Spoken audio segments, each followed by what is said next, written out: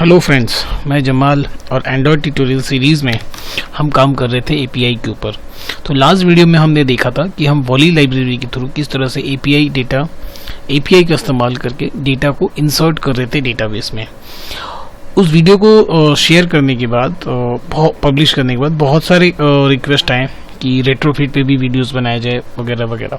देखिए, हम ना सारी वीडियोस कवर करेंगे, रेट्रोफिट भी कवर करेंगे। पहले वॉली को पूरा कवर कर लिया जाए। हमने वॉली में देखा इंसर्ट करना, आज हम आपको सिखाएंगे फेच करना। उसके बाद हम लॉगिन लॉगआउट देखेंगे, उसके बाद हम रेट्रोफिट में भी आएंगे। फिर ये सारे काम हम रेट्रोफिट से भी करके आपको दिखाएंगे। तो A to Z सारे रिक्वेस्ट को मैं सॉल्व आउट करूंगा। थोड़ा सा पेशेंस, एक एक चीज़ें करके सारा देखते हैं। वॉली देखते हैं क्योंकि दोनों लाइब्रेरी दोनों ही बहुत अच्छे हैं। आप वॉली का भी इस्तेमाल कर सकते हो, रेट्रोफिट का भी इस्तेमाल कर सकते हैं, बशर्ते आपका ग्रिप कितना अच्छा है, ये ज़्यादा इंपॉर्टेंट है। लाइब्रेरीज दोनों अच्छे हैं, आपका ग्रिप जिसमें जितना अच्छा रहेगा आप उसमें उतना अच्छा काम कर पाओगे। ठीक है, तो पहले ये वॉली वाला सीरीज पूरा कंप्लीट कर लेते हैं। वॉली में हमने डेटाबेस इंसर्शन देखा, आज हम देखेंगे डेटाबेस फेचिंग, मतलब डेटा को फेच करके हम अपने एप्लीकेशन में दिखाएंगे। तो वहाँ सारी चीज़ों को देखने से पहले तो हम ये चलते हैं कि देखिए ये हमारा एक एपीआई बनाया हुआ है। लास्ट एपीआई में हमने गेट डेटा का कोड ऑलरेडी करके देखा था। यहाँ पे ये गेट डेटा का कोड है। आज हम उसमें फेच वाला पोर्शन करेंगे। ठीक है, चलिए, तो ये गेट डेटा कोड हमने लास्ट डे देखा था। सिंपली हमने कनेक्शन किया था, डेटा को रिसीव किया था, क्वेरी चलाया था, क्वेरी चला के जो आउटपुट है जस्ट टेस्ट किया था कि अगर वो ट्रू है तो इंसर्टेड रिस्पॉन्स होगा, फेल्ड है तो जस्ट इको होगा। ध्यान रहे कि हमने कोई जेसन इनकोडिंग नहीं किया था। बट जब हमें डेटा डिस्प्ले करना है, हम दूसरे कोड पे आ जाते हैं। डेटा जब हमें डिस्प्ले करना है तब मैटर कुछ और है। यहाँ आप ध्यान दीजिए, सबसे पहले कनेक्शन स्ट्रिंग है, नथिंग स्पेशल। यहाँ हमने क्या किया, एक टेबल को हमने फेच किया, select star from table staff.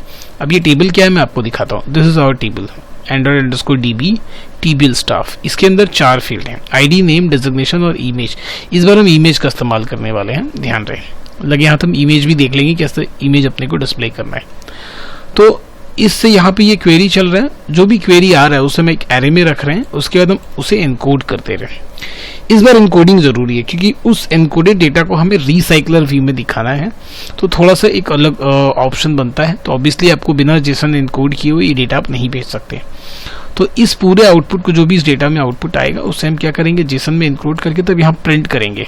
आप इको भी कर सकते हो, प्रिंट भी कर सकते हो, नथिंग स्पेशल। ओके, हम यहाँ पे प्रिंट करेंगे तो ये ऑटोमेटिक एज अ रिस्पॉन्स हमारे एप्लीकेशन में चला जाएगा। क्या होगा अगर हम इसे प्रिंट करके देखेंगे, तो देखिए ये एपीआई वाला फाइल हमने लोकल उसमें रन करके रखा हुआ है। इसमें कोई भी index.php नहीं है, इसलिए कुछ भी रन नहीं हो रहा। अगर मैं इस फाइल पे क्लिक करूंगा तो ये आउटपुट देखिए, ये जेसन का आउटपुट है।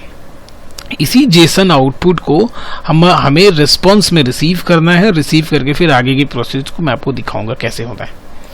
तो ये हो गया हमारा सर्वर वाला पार्ट और एपीआई वाला पार्ट। चलिए छोटा सा आ जाते हैं, फटाफट डायग्राम में देख लेते हैं कि क्या होने वाला है। हमारा ये सर्वर वाला पार्ट है, जिसपे यहाँ पे हमने एपीआई लिख रखा है। एक छोटा सा फाइल है, रेस्ट एपीआई, एक एपीआई है, और ये हमारा हो गया डेटाबेस। ठीक है, अब ये एपीआई क्या करेगा, अब यहाँ पे आ जाते हैं। यहाँ पे अपने क्या करने हैं, एक स्ट्रिंग रिक्वेस्ट बनाने वाले हैं, जैसा हमने पहले भी देखा था। एक स्ट्रिंग रिक्वेस्ट बनाया हमने। इस स्ट्रिंग रिक्वेस्ट को कहाँ पुट करेंगे, हम क्यू में पुट करेंगे, है ना, रिक्वेस्ट क्यू में पुट करेंगे। चलिए, क्यू में पुट किया हमने,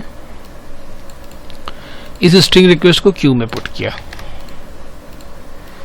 अब ये रिक्वेस्ट यहाँ जाएगा, इस फाइल को रन करेगा, इसका जो आउटपुट आएगा इस स्ट्रिंग रिक्वेस्ट के पास आएगा। स्ट्रिंग रिक्वेस्ट के पास लास्ट जो हमने वीडियो देखा तो उसमें 3 चीजें बताई थी हमने। एक हो गया आपका रिस्पॉन्स, एरर रिस्पॉन्स, और दूसरा हमने गेट परम्स। अगर आपको डेटा इसमें भेजना था, इस बार तो हमें कोई पैरामीटर नहीं भेजना, हमें तो सिर्फ डेटा देखना है। ऐसा भी केस हो सकता है कि आपको डेटा भेजना हो, ताकि फिर जहाँ पे वेयर क्लॉज लगा के करना हो। ये तो थोड़ा इंपॉर्टेंट है, इस बात पर ज़रा ध्यान दीजिएगा। बेसिकली हमारे पास उस दिन 2 मेथड और एक हमने गेट परम्स का इस्तेमाल किया था। परम्स किस लिए, अगर आपको कोई पैरामीटर इसमें भेजना हो, यहाँ से कोई पैरामीटर यहाँ भेजना हो, तो ये इस गेट परम का इस्तेमाल होता है। ठीक है, यहाँ पे देखिए, ये डायग्राम देखिए, अगर कुछ भेजना हो तो, ठीक है ना, ये गेट परम्स का इस्तेमाल है। लेकिन अगर हम सिंपल स्ट्रेट फॉरवर्ड क्वेरी चलाएंगे, select star from whatever the table, तो उस केस में हमें इसका तो जरूरत नहीं है, हमें इस चीज की तो जरूरत नहीं है। लेकिन ध्यान रहे कि ये प्रोफेशनली आप काम करोगे तो जरूरी नहीं कि इसका जरूरत है, इसका जरूरत आपको पड़ेगा, क्योंकि कल को जब हम साइन अप करेंगे या कोई क्वेरी चलाएंगे तो उस समय तो हमें पैरामीटर में वैल्यू भेज नहीं होते ना कि select star from table where ID equal to this, where product name equal to this, तो आपको पैरामीटर भेजना होगा। ठीक है, तो आप पैरामीटर भेज सकते हो और रिसीव भी कर सकते हो, कोई परेशानी नहीं। पैरामीटर अगर भेजना तो जैसे हमने पहले काम किया था वैसे इसमें काम करेंगे, नथिंग स्पेशल, कुछ नया नहीं करना है। बट हमारे केस में जो अभी हम करने जा रहे हैं, ये जो पैरामीटर वाला केस है, जब हम sign up log in log out देखेंगे ना, आपको मैं दिखाऊंगा। अगर आप खुद से कर पाओ तो वेल एंड गुड, और नहीं कर पाओ तो हम साइन अप वाले पार्ट में आपको दिखाएंगे कि पैरामीटर भेजना और रिस्पॉन्स रिसीव करना दोनों कैसे करेंगे। अभी फिलहाल के केस में हम सिर्फ जो रिस्पॉन्स आएगा उसे हम रिसीव कर रहे हैं। कहाँ रिसीव कर रहे हैं भाई? रिस्पॉन्स में, है ना। और अगर कोई एरर मैसेज आता है तो ऐसा देख लेते हैं, अगर कोई एरर मैसेज आता है तो वो कहाँ आएगा? इस वाले सेक्शन में आएगा, एरर रिस्पॉन्स में। तो एरर रिस्पॉन्स में आएगा तो ठीक है, यहाँ एक टोस्ट मैसेज दिखा देंगे। लेकिन क्या होगा अगर हमारा प्रॉपरली सक्सेसफुली डेटा आ जाता है तो ध्यान रहे भाई, आपके पास जो डेटा आएगा वो तो जेसन में फॉर्मेट में आएगा, ढेर सारा डेटा आएगा जेसन फॉर्मेट में। यहां से अब अपने को दिखाना है रिसाइकलर व्यू में, जो कि अपने आप में एक बड़ा काम है। ठीक है, ये थोड़ा लंबा वीडियो बन सकता है तो पेशेंस रखिए। यहां से जो डेटा आएगा हमारे पास जेसन में आएगा, और जेसन से फिर डेटा हमें दिखाना है रिसाइकलर व्यू में। तो क्या करना है, जो जेसन का डेटा आएगा ना, उस डेटा को हमें क्या करना पड़ेगा। अब यहाँ पे एक पूरा कहानी थोड़ा सा समझिए। अब सबसे पहले शुरुआत कहाँ से करना पड़ेगा? अगर आपको इस जेसन का डेटा को रिसाइकलर व्यू में डिस्प्ले करना है तो शुरुआत अपने को यहाँ से करनी है कि इस हम टेबल में आएंगे। ये जो हमारा टेबल दिख रहा है ना, जहाँ से अपने डेटा उठाना है, यही सारी चीज़ें तो हमें दिखानी है ना रिसाइकलर व्यू में। तो ये क्या करता है, हमारा ये जो जेसन है, यहाँ पे हम एक लाइब्रेरी का इस्तेमाल करेंगे जिसको हम बोलते हैं जीसॉन। ठीक है, ये जीसन क्या करेगा, आपको बोलेगा, जीसन का रिक्वायरमेंट है कि भाई जो जो फील्ड मैं आपको देने वाला हूं, ध्यान से बात सुनिएगा, जीसन का रिक्वायरमेंट है कि जो जो फील्ड मैं आपको देने वाला हूं, फील्ड मेरे पास क्या है? आईडी, नेम, डिजिग्नेशन और इमेज, इसी का तो जेसन यहां जा रहा है। आप कुछ और भी रख सकते थे। तो जो जो वो फील्ड आपको देने वाला है, जीसन का रिक्वायरमेंट है कि आपके पास एक क्लास होना चाहिए, एक मॉडल क्लास होना चाहिए जिसके अंदर वही सारे फील्ड होंगे जो जीसन रिटर्न कर रहे हैं। तो जीसन के पास, जीसन जो जेसन बना के रिटर्न कर रहा है, Jason ID, name, designation, image, तो आपके पास एक क्लास होना चाहिए जिसके पास आईडी, नेम, डिजिग्नेशन और इमेज, इसके साथ साथ इसका कंस्ट्रक्टर और गेटर और सेटर मेथड, गेटर और सेटर मेथड ये होना चाहिए। ये रिक्वायरमेंट है जीसन का, इस बात को थोड़ा समझिएगा। तो चलिए हम मान लेते हैं कि हाँ हमने बना भी लिया। उसके बाद तो जीसन क्या करेगा, जेसन का तो डेटा आ गया। अब ये जीसन क्या करेगा, ये जो सेट ऑफ जेसन डेटा है, इसमें से वो मल्टीपल ऑब्जेक्ट्स तैयार करेगा। किसके ऑब्जेक्ट तैयार करेगा? इसी क्लास के। सपोज इस क्लास का नाम हम रख देते हैं मॉडल, इस क्लास का नाम हमने रख दिया मॉडल, तो मॉडल का ऑब्जेक्ट्स बनेगा। अब इस क्लास का अगर हम नाम रखते हैं मॉडल और अगर हम इसका ऑब्जेक्ट बनाते हैं, सोचिए हमने OB1 बनाया, OB2 बनाया, OB3 बनाया, इस बात को थोड़ा सा समझिए। ये बेसिक क्लास और ऑब्जेक्ट का कॉन्सेप्ट है। अगर ये हम 3 ऑब्जेक्ट बनाते हैं तो इसके अंदर जितने प्रॉपर्टीज हैं, आईडी, नेम, ईमेल, डिजिग्नेशन, ये चारों के चारों प्रॉपर्टीज हर एक ऑब्जेक्ट के अंदर होंगे। इसके अंदर आईडी, नेम, ईमेल, डिजिग्नेशन, इसके अंदर आईडी, नेम, ईमेल, डिजिग्नेशन और इसके अंदर आईडी, नेम, ईमेल, डिजिग्नेशन। तो ये जीसन क्या करने वाला है, यहां से जो डेटा आ रहा है इसमें ये क्या करेगा, हर एक रिकॉर्ड को सेव करने के लिए एक ऑब्जेक्ट बनाएगा। किसका? मॉडल का। मॉडल का एक ऑब्जेक्ट बना लिया पहले रिकॉर्ड को सेव करने के लिए, जिसमें क्या क्या आ जाएगा, जिसमें आ जाएगा आपका ID, name, email, ID, name, designation और इमेज। फिर दूसरे रिकॉर्ड को सेव करने के लिए दूसरा मॉडल ऑब्जेक्ट बनाया जिसके अंदर आईडी, नेम, डिजिग्नेशन, इमेज। तीसरे रिकॉर्ड को सेव करने के लिए तीसरा मॉडल ऑब्जेक्ट बनाया। चौथे रिकॉर्ड को सेव करने के लिए चौथा मॉडल ऑब्जेक्ट बनाया। पांचवें रिकॉर्ड को सेव करने के लिए पांचवा ऑब्जेक्ट बनाया। और हर ऑब्जेक्ट के अंदर 4 फील्ड हैं जो उस 4 रिकॉर्ड के 4 कॉलम को, हर रिकॉर्ड के चारों कॉलम को स्टोर कर ले रहे हैं। मतलब अल्टीमेटली जीसन हमें क्या कर रहा है, ये ढेर सारा ऑब्जेक्ट दे रहा है। किसका? मॉडल क्लास का। तो अब भाई उतना ढेर सारा ऑब्जेक्ट मॉडल क्लास के हम रिसीव कहां करेंगे, तो हम ना क्या करेंगे, एक मॉडल क्लास का एरे ऑब्जेक्ट बना लेंगे। यहाँ पे मॉडल क्लास का एक एरे ऑब्जेक्ट हम बना लेंगे। बहुत ध्यान से चीजों को समझिएगा, ओके। यहाँ पे हम मॉडल क्लास का एरे ऑब्जेक्ट बना लेंगे। भाई एरे ऑब्जेक्ट बना लिए तो जितने सारे ऑब्जेक्ट हैं वो सारे के सारे इस एरे ऑब्जेक्ट में चले आके स्टोर हो गए। अब आई बात समझ में कि क्यों मॉडल क्लास बनाना था, with respect of this field, जहां डेटाबेस से जो आप डेटा उठा रहे हो उसके रिस्पेक्ट में आपको मॉडल क्लास बनाने हैं।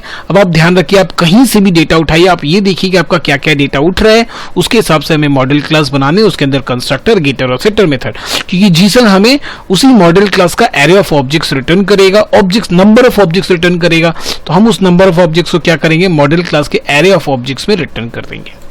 अब ये एरे ऑफ ऑब्जेक्ट हम कहां पास करेंगे, रिसाइकलर व्यू में।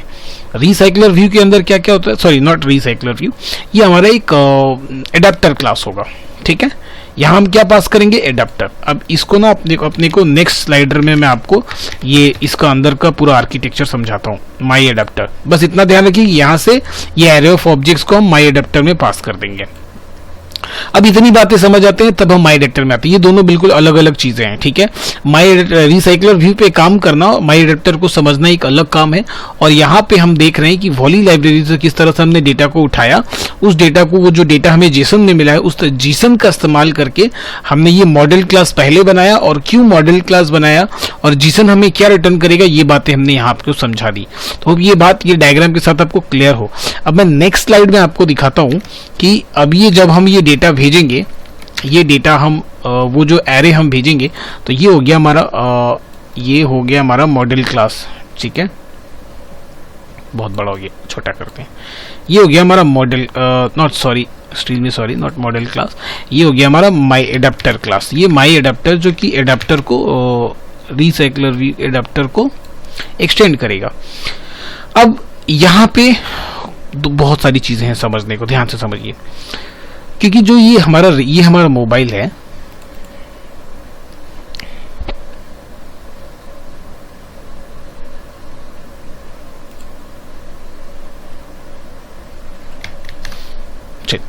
दोबारा करते हैं, ये हमारा मोबाइल है। अब मोबाइल में जो हमें रिकॉर्ड्स दिखते हैं, आप ध्यान दीजिएगा इस तरह से, पहला रिकॉर्ड, फिर दूसरा रिकॉर्ड, फिर तीसरा रिकॉर्ड, फिर चौथा रिकॉर्ड। अब एक चीज ध्यान देखिएगा कि हर एक रिकॉर्ड को दिखाने के लिए माई एडाप्टर क्या बोलता है कि आप एक XML बना के हमें दीजिए, हमें एक XML बना के दीजिए। वो XML क्या है, एक रिकॉर्ड जो दिख रहा है ना, उसका XML फाइल कैसा, उसका डिजाइन कैसा होगा, आप एक रो का डिजाइन हमें बना के दिखा दीजिए, हम बाकी सारे रो का डिजाइन हम वैसे ही बनाएंगे। ये बात आपको माई एडाप्टर क्लास, जो एडाप्टर क्लास है, वो बोलता है। क्या बोलता है कि उस रिसाइकलर व्यू में जो एक रिकॉर्ड दिखाने का जो डिजाइन होगा, आप वो हमें बता दीजिए। तो क्या हम क्या करेंगे कि जितने सारे रिकॉर्ड्स हैं उन सारे को डिस्प्ले करने के लिए हम वही डिजाइन का इस्तेमाल कर लेंगे। बात आपको समझ में आई ना, आप एक रिकॉर्ड का डिजाइन हमें बता दीजिए। तो दैट इज व्हाट, इसको हम बोलते हैं, हमें एक XML बनाना होगा, जिसको आप नाम दे सकते हो single row XML। Single row XML आपको ये बना के देना पड़ेगा, किसको, माई एडाप्टर को। तो माई एडाप्टर स्टार्ट करने से पहले आपको एक XML फाइल बनाना होगा, सिंगल, किसी भी नाम से आप बनाइए। उसके अंदर हम क्या करेंगे, एक छोटा सा इस तरह से डिजाइन बना लेंगे, एक इमेज के लिए और एक हेडर के लिए, डेजिग्नेशन के लिए, एक नाम के लिए, एक डेजिग्नेशन के लिए। ये बना दिया, तो एक XML हम बना दिए। बनाने के बाद नेक्स्ट क्या होता है, नेक्स्ट बोलता है कि भाई फिर आप एक व्यू होल्डर क्लास बनाइए। क्या बनाइए, व्यू होल्डर क्लास बनाए। अब ये व्यू होल्डर क्या करेगा, ये व्यू होल्डर, ये जो आपका XML है उसका रेफरेंस अपने पास रख लेगा। क्या रख लेगा भाई, रेफरेंस, ठीक है। ध्यान रखिए, उसका रेफरेंस ये अपने पास रख लिया। नेक्स्ट दो काम क्या बचा, नेक्स्ट जो दो काम बचा वो बच गया on create view, on bind view, ठीक है। क्या बचा, ऑन क्रिएट और ऑन बाइंड व्यू, ये दो काम हो गए। इसके साथ साथ एक और छोटा सा मेथड होता है जो मैं आपको कोड करते समय दिखा दूंगा, वो आपको लेंथ रिटर्न करना होता है, ठीक है। रिटर्न लेंथ, ये मैं आपको कोड करते समय दिखा दूंगा। It is not very important, but important है। अब भूलोगे तो काम ही नहीं होगा, आउटपुट ही नहीं दिखेगा आपको, ठीक है। ऑन क्रिएट में क्या होगा, ऑन क्रिएट में हम व्यू क्रिएट करेंगे, रन टाइम व्यू क्रिएट करेंगे। ये जो हमारा रेफरेंस बना है हमारा, इससे हम रन टाइम व्यू क्रिएट करेंगे। और ऑन बाइंड में क्या करेंगे, ये जो एडाप्टर जो हम बनाए उस समय जो हम डेटा भेज रहे थे माई एडाप्टर में, वो जो लिस्ट ऑफ ऑब्जेक्ट्स जब हम वहां से भेजेंगे, एज्यूम कर लेते हैं वो लिस्ट ऑफ ऑब्जेक्ट्स वहां से भेजा जा रहा है, मैं वो यहां से निकाल रहा हूँ डायग्राम में, यहां से भेजा जा रहा है, यहां रिसीव होगा। तो अब ये क्या है, मेरे पास एरे ऑफ ऑब्जेक्ट है, तो अब ये क्या करेगा, एरे ऑफ ऑब्जेक्ट में से एक ऑब्जेक्ट को उठाएगा और बाइंड कर देगा, बाइंड करके पहला रिकॉर्ड तैयार। फिर एरे ऑफ ऑब्जेक्ट में से दूसरा ऑब्जेक्ट रिकॉर्ड करेगा, बाइंड करेगा, दूसरा रिकॉर्ड तैयार। एरे ऑफ ऑब्जेक्ट्स में से तीसरा रिकॉर्ड उठाएगा, बाइंड करेगा, तीसरा रिकॉर्ड तैयार। तो ऑन क्रिएट क्या करेगा, ये ना एक लूप की तरह काम करेगा, बार बार लूप घूमेगा। पहला लूप घुमा, जो हमने एक XML डिजाइन दिया है वो उसके हिसाब से एक रन टाइम में व्यू क्रिएट किया, और ये जो डेटा उसको मिला है उसमें से एक ऑब्जेक्ट उठा के उसको बाइंड किया, पहला रो तैयार हो गया रिसाइकलर व्यू में। फिर दोबारा लूप घुमा, on create view run time view create किया, और जो हमने एरे ऑफ ऑब्जेक्ट पास करूंगा उसमें से एक ऑब्जेक्ट उठाएगा, डेटा बाइंड उसको बाइंड करेगा, और सेकंड वाला तैयार हो गया। इस तरह से ये लूप घूमता जाएगा, और हर एक ऑब्जेक्ट को उठाया जाएगा, और रन टाइम में जो XML हमने प्रोवाइड किया है उसके हिसाब से रन टाइम में व्यू क्रिएट करेगा, दोनों को बाइंड करेगा और रिसाइकलर व्यू में पास कर देगा। So this is how the entire thing will work. अब मैं आपको कोड दिखाता हूँ, जब कोड दिखाऊंगा ना ये पूरी चीजें पानी की तरह क्लियर हो जाएंगी। तो इस तरह से हमारे पास दो डायग्राम हुआ, एक हुआ ये API फेचिंग वाला काम, दूसरा रिसाइकलर व्यू वाला काम। दोनों कामों को मिला दे तो काम जरा सा बड़ा हो जाता है, बट ट्राई करूंगा मैं फटाफट जल्दी कर दूं। तो इसलिए कुछ चीजें मैंने रेडी करके रखी। जैसे पहले लाइब्रेरीज पे आते हैं, तो सबसे पहले आ जाते हैं हम यहाँ पे लाइब्रेरीज में। 3 लाइब्रेरी हम इस्तेमाल करने वाले हैं, देख लीजिए क्या क्या लाइब्रेरी है भाई। सबसे पहले वॉली का लाइब्रेरी, जेसन का लाइब्रेरी, ग्लाइड जो है वो इमेज डिस्प्ले करने के लिए URL के थ्रू, अगर हम कोई URL पास करते तो उस URL से इमेज को फटाफट डिस्प्ले करने का काम कौन करता है, ग्लाइड लाइब्रेरी करता है। बहुत आसान है, काम आसान हो जाएगा, छोटा हो जाएगा। तो ये 3 लाइब्रेरी का इस्तेमाल होगा, बहुत ज्यादा कुछ काम नहीं है। और सबसे पहले जो मैं अक्सर भूल जाता हूं, तो हम मैनिफेस्ट में चलते हैं और इसे इंटरनेट का परमिशन दे देते हैं। सो यूजर्स परमिशन इंटरनेट। चलिए ये काम हो गया, मैनिफेस्ट का काम बंद, ग्रेडल का काम बंद, मैनिफेस्ट का काम बंद। अब यहां आ जाते हैं, तो क्या करना है, चलिए पहले वाली स्लाइड को ओपन करते हैं, यहाँ पे आते हैं। सबसे पहले API तो हमारा रेडी है, देख लीजिए API क्या है भाई, जेसन यूजर फेच। कहाँ पे है ये, देख लीजिए डब्ल्यू डायरेक्टरी के अंदर API फोल्डर के अंदर जेसन यूजर फेच, ये वाला फाइल है। तो एक काम करते हैं, यहाँ पे मैं ब्राउजर में देखता हूँ, ये फाइल हमको फटाफट यहाँ से मिल गया, पूरा URL ले लेते हैं। तो यहाँ पे हम क्या करते हैं, private static final string URL, ठीक है। URL में से हम पेस्ट कर देते हैं। अब मैंने क्या बोला था, अगर हम इसे रन करने वाले हैं अपने एमुलेटर में, तो ये हम IP चेंज कर देंगे। सो 10.0.2.2 ये हमारा IP हो जाने वाला है। उसके बाद क्या लगेगा, उसके बाद XML में आ जाइए। यहाँ पे हम क्या करेंगे, डिस्प्ले करने वाले हैं रिसाइकलर व्यू में डेटा को। तो रिसाइकलर व्यू जो बाय डिफॉल्ट है ना, वो रहता नहीं है, आपको डाउनलोड करना पड़ता है। तो डिजाइन में चले जाइए, यहाँ से रिसाइकलर व्यू को डाउनलोड कीजिए। ये क्या करेगा, उसकी डिपेंडेंसी को ऐड कर देगा। उसके बाद रिसाइकलर व्यू आपके एप्लीकेशन में चलाएगा, फिर हमें बस उसका इस्तेमाल करना होगा। देखिए उसने ऐड कर दिया है, अगर आप जाके चेक करोगे अपने डिपेंडेंसी में तो आपको दिख जाएगा। अभी उतना टाइम नहीं है अपने पास, हम यहाँ आते हैं, फटाफट इसके कोड में आते हैं, और यहाँ पे हम रिसाइकलर व्यू का इस्तेमाल करते हैं। क्या करना है, हाइट जो है ये भी मैच पेरेंट करना है, और ये भी मैच करना है। चलिए एक ID दे देते हैं फटाफट, इसकी ID रेक व्यू, ठीक है। उसके बाद बस इसका कोई काम नहीं है, मेन एक्टिविटी में आ जाइए। यहाँ पे आप क्या कर लीजिए, रिसाइकलर व्यू का एक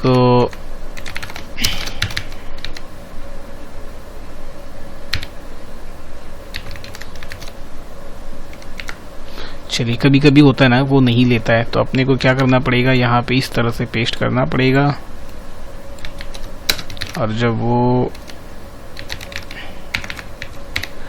जब ये इस तरह से एरर दिखाएगा, तब तो जाके आप पैकेज को ऐड कर लीजिएगा, तो आपका काम हो जाएगा। ऐसे कोई घबराने वाली बात नहीं होगी इसमें। हो गया। अब क्या करना है, आपने जो ये रेक व्यू बनाया है, इसकी आप क्या कर लिए, रेफरेंस क्रिएट कर लीजिए, फाइंड व्यू ID r.id. ये रेक व्यू। और सबसे पहले रेक व्यू का आपको क्या करना पड़ता है, layout manager, new linear layout manager, this. इतना काम करके इसको आप स्टॉप कर दीजिए, काम खत्म। इतना काम करके काम खत्म। अब हमारा काम है डेटा को खींच के लाना। कहाँ से, डेटा को खींच के लाना है API से, और रिक्वेस्ट के थ्रू यहाँ तक। पहले यहाँ वाला काम पूरा कर लिया जाए। तो यहाँ वाला काम करने के लिए आपको तो मॉडल क्लास चाहिए, उसके बाद यहाँ करते हैं। तो सबसे पहले आ जाते हैं मॉडल क्लास में। तो यहाँ पे अपने जो क्लास वाला पैकेज है उसके अंदर आते हैं मॉडल। अभी देखिए आप किसी भी नाम से बना सकते हो, मैंने पहले भी बोला प्रोग्रामिंग में किसी भी चीज का माइंडसेट मत तैयार कीजिए, आप किसी भी नाम से बना सकते हो, ठीक है। मैंने मॉडल बनाया, आप अपने नाम से बनाओ, कोई फर्क नहीं है। हाँ क्या चीज, ये जो कॉलम नेम है वो भी बिल्कुल सेम होना चाहिए। तो यहाँ पे आप क्या करो, स्ट्रिंग ID नेम क्या क्या है चेक कर लेते हैं एक बार। आईडी, डिजिग और इमेज, ठीक है, डिजिग और इमेज। चलिए हो गया।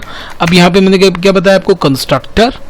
तो चलिए बिना देरी किए जनरेट पे जाते हैं, कंस्ट्रक्टर में जाते हैं, चारों को सेलेक्ट करते हैं, हमारा बन गया पैरामीटराइज कंस्ट्रक्टर। एक ब्लैंक कंस्ट्रक्टर भी बना के रख लेते हो कि ये बेस्ट प्रैक्टिस के अंदर में आएगा। आप नहीं भी बनाओगे तब भी चलेगा, तो ऊपर वाला क्लिक करो, ब्लैंक कंस्ट्रक्टर बन गया। अब नेक्स्ट क्या चाहिए अपने को, गेटर सेटर मेथड चाहिए। वापस पे जाते हैं, जनरेट पे जाते हैं, गेटर सेट पे जाते हैं, चारों फील्ड को ऑप्शन सेलेक्ट करते हैं, गेटर सेटर बन गया, मॉडल क्लास तैयार हो गया। देखिए एकदम इमेज के रिस्पेक्ट में मैं जाऊंगा, ये वाला काम हो गया।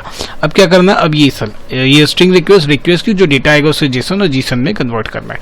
उसके बाद हम चलेंगे वहां पे रिसाइकलर व्यू की ओर। चलिए इधर का काम खत्म, मेन एक्टिविटी में आते हैं। यहाँ पे हम क्या करते हैं, एक मेथड को कॉल कर देते हैं, प्रोसेस डेटा नाम का एक मेथड को कॉल कर देते हैं। यहाँ आते हैं, पब्लिक वॉइड प्रोसेस डेटा, एक मेथड को कॉल करते हैं।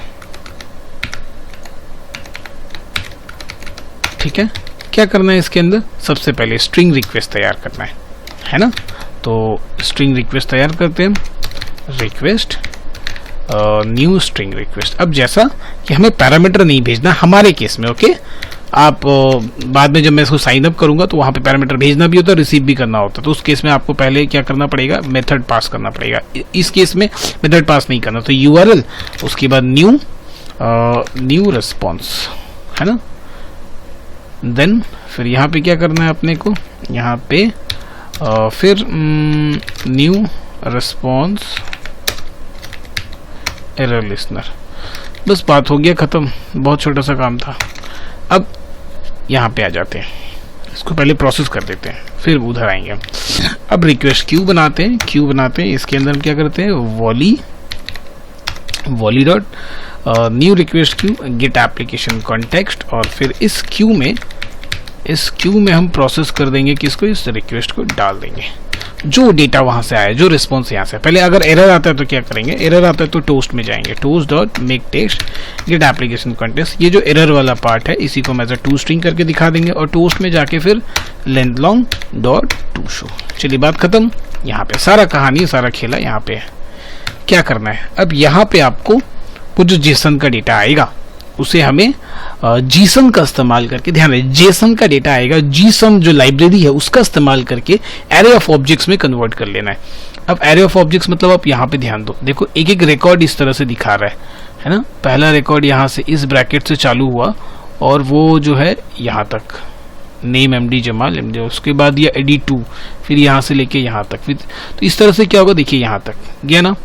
तो ये क्या कर रहा है, हर एक रिकॉर्ड्स के लिए एक एक ऑब्जेक्ट बना देगा। किस टाइप का ऑब्जेक्ट बनाएगा, यही मॉडल टाइप का है ना, यही मॉडल टाइप का। कैसे पता चलेगा उसको मॉडल टाइप का बनाना, देखिए अभी आपको समझ में आया। तो सबसे पहले आपको जीसन बिल्डर का इस्तेमाल करना होगा। यहाँ पे हम इसका नाम दे देते हैं बिल्डर, और फिर ये न्यू जीसन बिल्डर, ठीक है।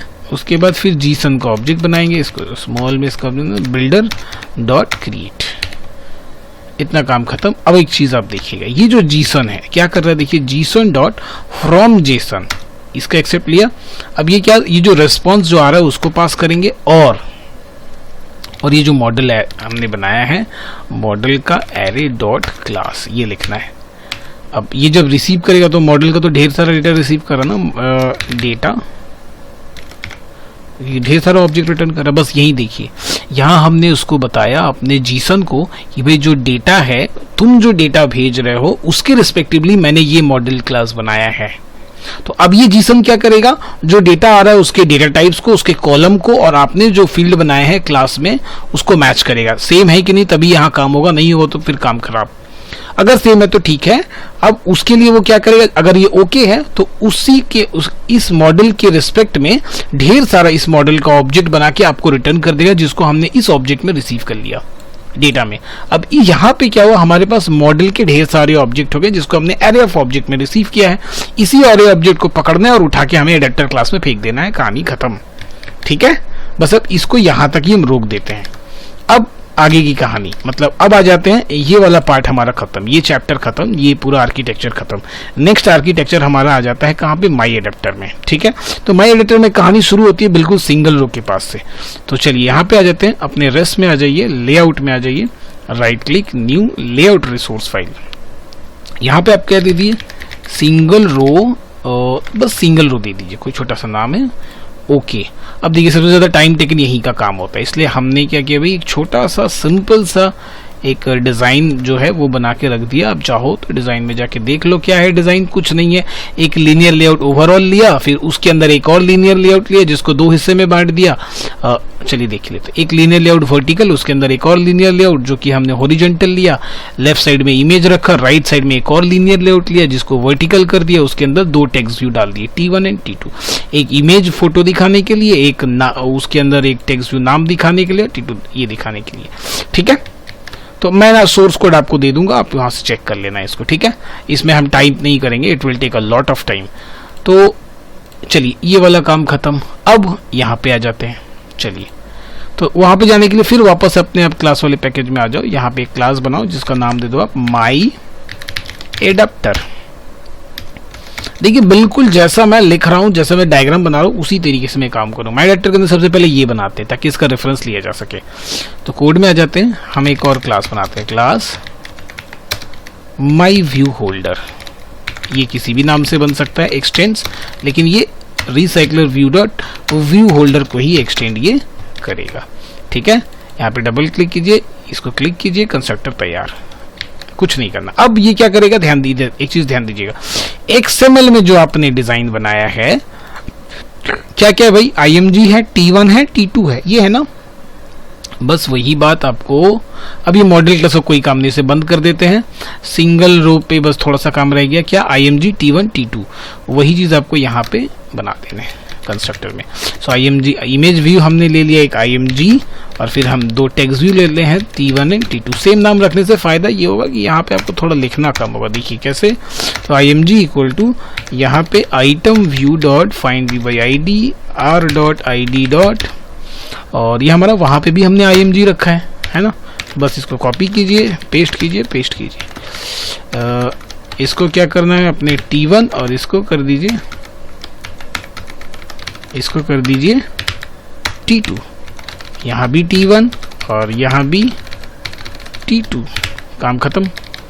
ये वाला हो गया, देखिए इस डायग्राम पे ये वाला काम खत्म, व्यू होल्डर वाला। अब ऑन क्रिएट ऑन बाइंड, और एक मेथड मैंने बताया था आपको, चलिए तो उसके लिए यहाँ पे आएंगे extends recycler view dot adapter. देखिए उसके अंदर व्यू होल्डर बोल रहा है ना, ब्रैकेट पे देखिएगा व्यू होल्डर। तो व्यू होल्डर को कैसे पकड़ेंगे, इसी क्लास का नाम इस्तेमाल करेंगे, माई एडाप्टर डॉट व्यू होल्डर। ये हमने पकड़ लिया। जैसे आप ये पकड़ लोगे आपको ये रेड कलर का लाइन दिखाएगा, ये बहुत अच्छी बात है अगर ये रेड कलर की लाइन आपको दिखाती है। तो बल्ब पे जाइए, क्लिक कीजिए, इंप्लीमेंट, तीनों को देखिए, on create view, on bind view और गेट काउंट। अब मैं बताता हूँ तीनों का क्या काम है। वापस से मेन एक्टिविटी में आते हैं। देखिए ये जो डेटा हमें मिला है भाई, ये वाला, इसी को आपको यहाँ से भेजना है ना। चलिए तो ये जो आप भेजोगे रिसीव कहाँ पे होगा, इसके लिए तो इसको कंस्ट्रक्टर चाहिए यहाँ पे।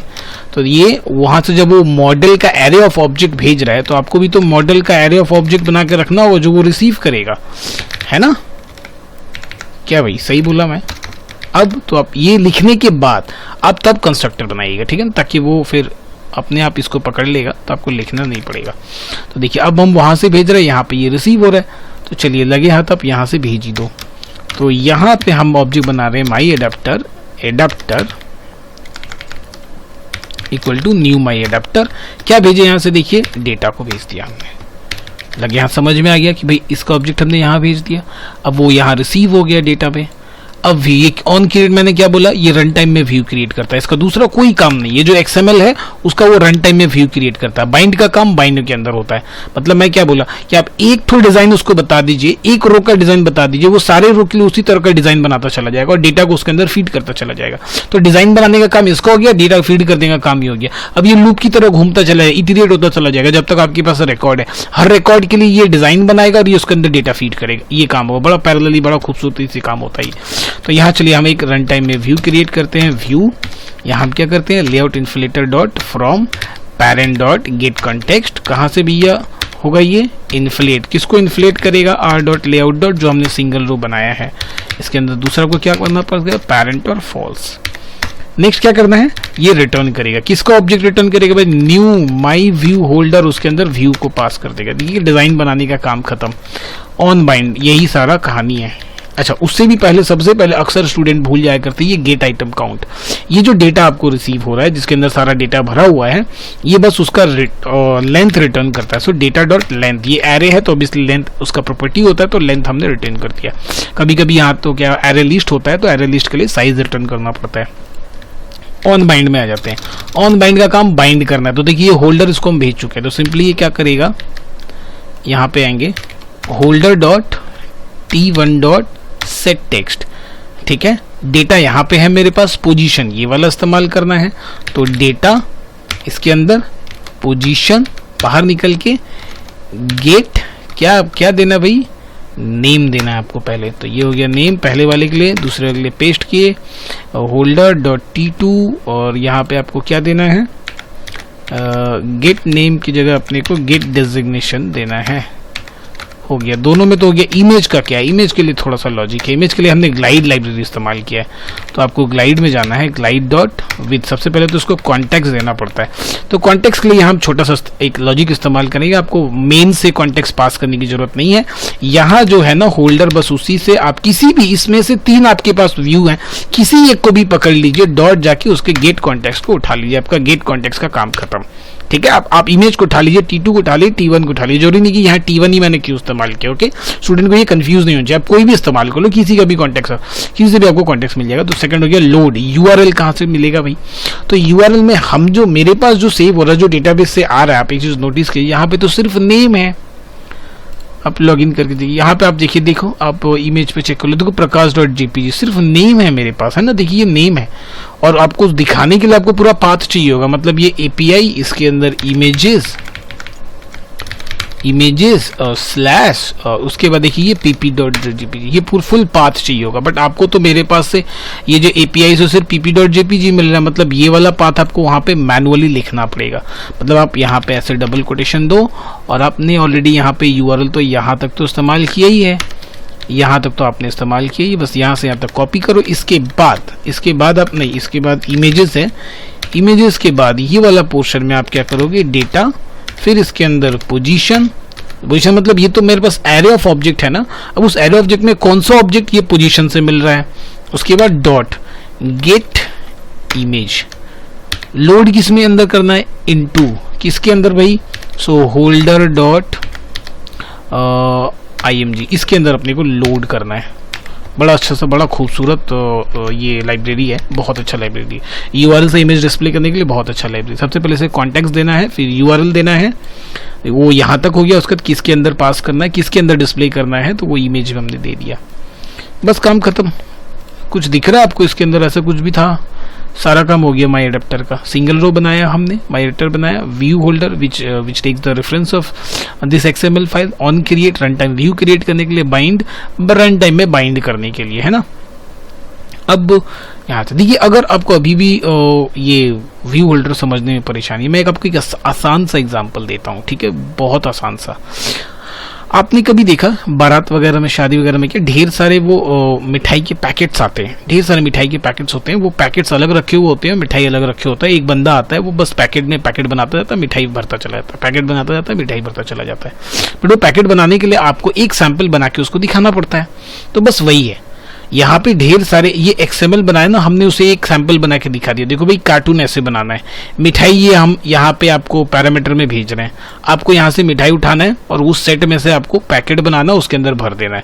फिर और ये कब तक चले, जब तक आपके पास मिठाई है। फिर आप नेक्स्ट मिठाई उठाओगे, पैकेट उठाओगे, उसके अंदर भरोगे, आगे उसको प्रोसेस कर दोगे। So the same thing will happening यार। आपको क्या करना है, बस यहाँ से इस एक्सएमएल से वो क्या कर रहा है, रन टाइम व्यू क्रिएट कर रहा है, पैरामीटर जो डेटा दे रहे हैं वहां से वो डेटा उठा रहा है, उन दोनों को ये बाइंड वाला काम जो क्या कर रहा है, बाइंड कर रहा है। तो समझ लीजिए दो लोग हैं, एक क्या कर रहा है, एक डब्बा, ये जो डब्बा सैंपल है उसको देख के वो क्या कर रहा है, डब्बा बना रहा है, दूसरा क्या कर रहा है, वो उस मिठाई को उस डब्बे में भर रहा है, हो गया काम। इस तरह से अब ये रोटेट होता चला जाएगा। अगर आपके पास 100 मिठाइयाँ हैं तो टोटल 100 डब्बे बनेंगे।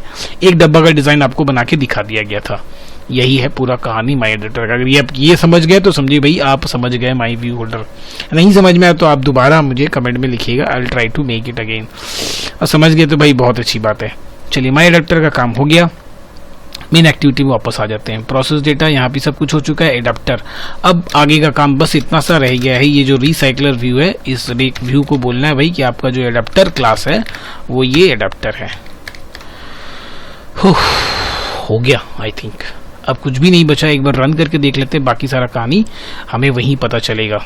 ठीक है, चलिए अपने रन करते हैं, थोड़ा सा टाइम लेगा ये रन होने में। ठीक है,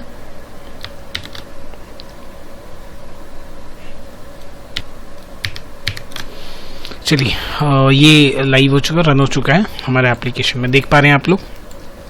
थोड़ा सा टाइम होता है एमुलेटर में रन होने में फर्स्ट टाइम में, तो ये आप लोग देख पा रहे होंगे। देखिए ये डेटा हमने अपने एपीआई से उठाया है, एपीआई से उठा के जेसन से उसे जीसन के हेल्प से एरे ऑफ ऑब्जेक्ट में कन्वर्ट किया है, और वो ऑब्जेक्ट और मॉडल क्लास क्या है उसका फंडा मैंने आपको समझा दिया है। उसके बाद फिर इसे रिसाइकलर व्यू में पास किया है, और फिर रिसाइकलर व्यू कैसे काम किया मैंने उसे भी समझा दिया, और ये हम देख पा रहे हैं कि पूरा का पूरा ये रिसाइकलर व्यू में यहाँ पे बहुत खूबसूरत तरीके से दिखा रहा है। अब एक इम्पॉर्टेंट बात, अब वापस आ जाते हैं। देखिए यहाँ पे, यहाँ जो हमने डेटाबेस इस्तेमाल किया ये लोकल होस्ट का है, यहाँ जो हमने ये फाइल इस्तेमाल किया userfetch.php ये भी लोकल होस्ट का है, बट इसे आप रन टाइम में भी इसे आप लाइव में भी इस्तेमाल कर सकते हैं। अगर आपका कोई लाइव का सर्वर है, बस आप वहाँ पे जाइए, जो डेटा आपको उठाना है आप वो डेटा देखिए, आपको कौन सा डेटा उठाना है, टेबल देखिए, उसके रिस्पेक्टिवली आप ये कोड लिखिए। ये कोड आपको मैनुअली लिखना है, जो कि यहाँ पे लिखा हुआ आप देखिए, ये कोड देखिए, ये कोड लिखिए, और उस कोड को लिखने के बाद मैंने अभी आपको समझाया कि मॉडल क्लास बिल्कुल उसी के हिसाब से बनाना है।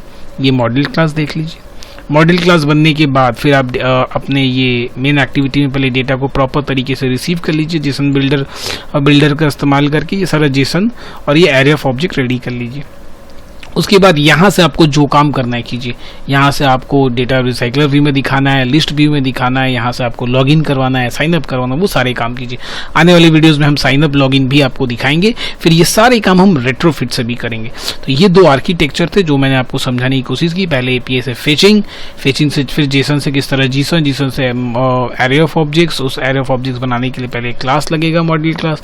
फिर दूसरे आर्किटेक्चर में हमने आपको दिखाया कि किस तरह से ये माई एडेप्टर क्लास काम करता है, उसके लिए सिंगल रो लगता है, व्यू होल्डर लगता है, ऑन क्रिएट ऑन बाइंड। तो अपनी तरफ से मैंने बेस्ट दिया है आपको ये चीज़ दो सारी बातें समझाने के लिए। फिर भी अगर कोई चीज़ नहीं समझ में आई हो तो आप कमेंट में ज़रूर बताइएगा, और अगर समझ में आ गया हो, वीडियो अच्छा लगा हो तो प्लीज़ चैनल को ज़रूर सब्सक्राइब कीजिएगा। अपने दोस्तों के साथ इस वीडियो को शेयर कीजिएगा ताकि उन लोगों तक भी ये सारी चीज़ें पहुँचे। वीडियो देखने के लिए थैंक यू सो मच।